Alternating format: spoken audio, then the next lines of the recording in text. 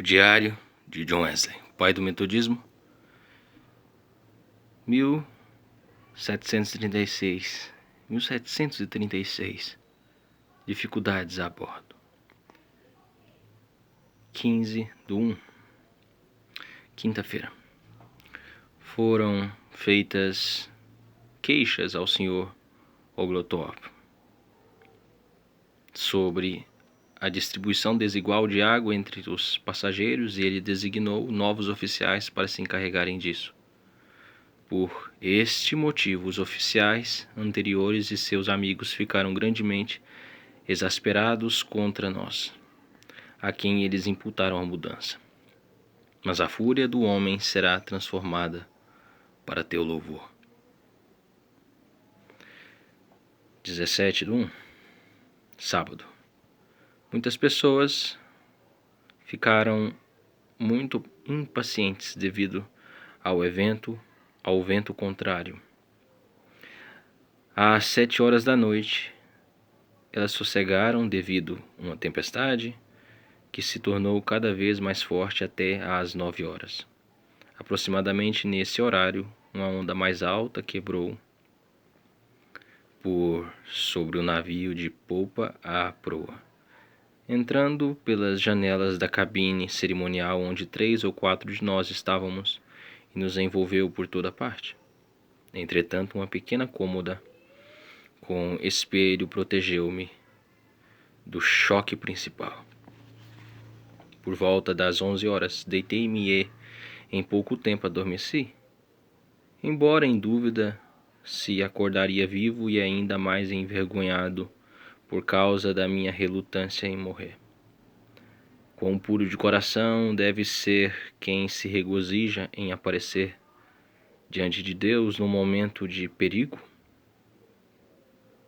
Quão puro de coração deve ser quem se regozija em aparecer diante de Deus no momento de perigo?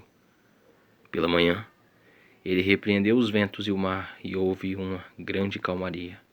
Mateus 8:26. Por volta das 11 horas, deitei-me e, em pouco tempo, adormeci, embora em dúvida se acordaria vivo e ainda mais envergonhado por causa da minha relutância em morrer.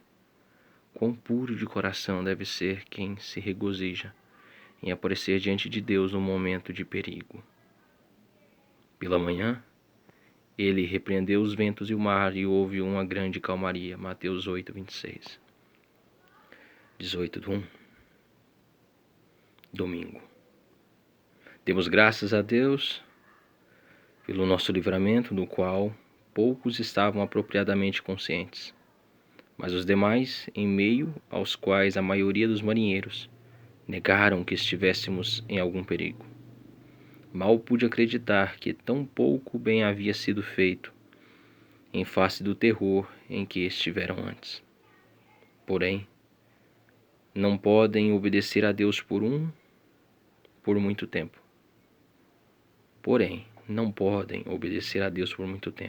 Devido ao medo. Aqueles que são surdos para as razões do amor. 23/1, sexta-feira.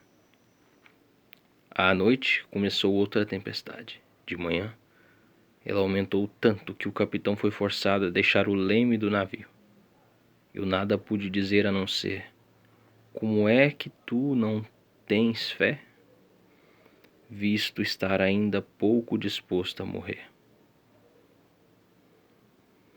Por volta da 1 hora da tarde, quase tão logo eu saí da grande porta da cabine, a onda não quebrou como era usual, mas veio com a maré cheia e escorregadia pelo lado da embarcação.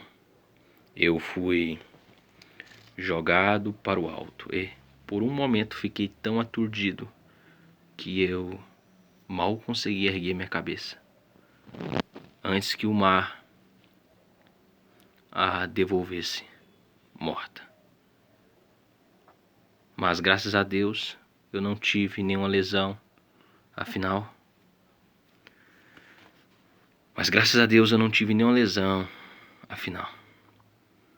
Aproximadamente à meia-noite a tempestade cessou. 25/1, domingo. Ao meio-dia, nossa terceira tempestade começou. Às 4 horas, ela estava ainda mais violenta que antes. Agora, de fato, poderíamos dizer, as ondas eram poderosas e enfureciam-se horrivelmente. Elas se erguiam até os céus e baixavam-se até o inferno.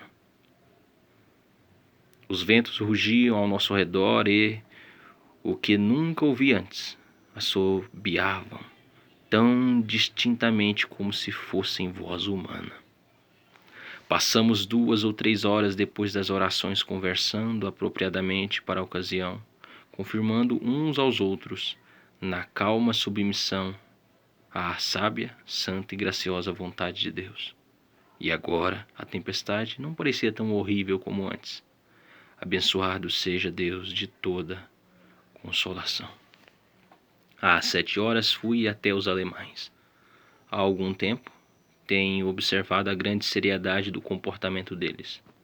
A contínua prova de sua humildade ao realizarem trabalhos servis em favor de outros passageiros, o que não acontecia com qualquer um dos ingleses a bordo, pelos quais pediam e não recebiam pagamento, dizendo que isso era bom para seus corações orgulhosos e que seu amoroso Salvador tinha feito muito mais por eles.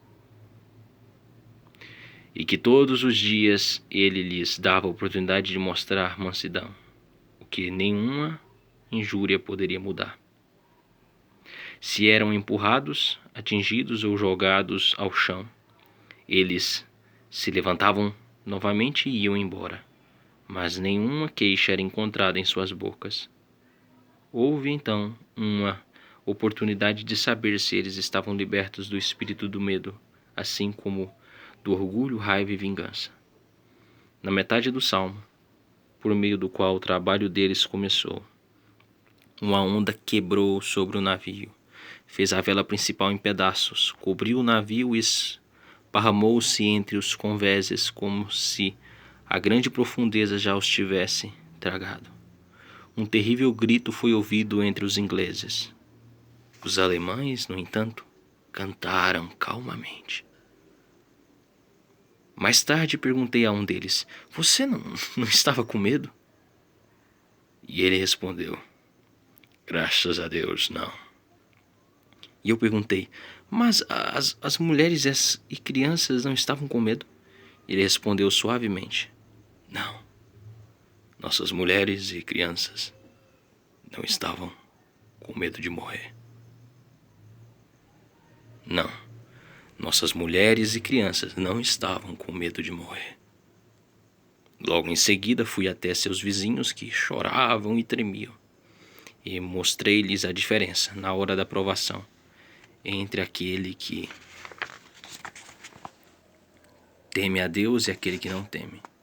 À meia-noite o vento cessou. Este foi o mais glorioso dia que eu vi até então. 30/1, sexta-feira.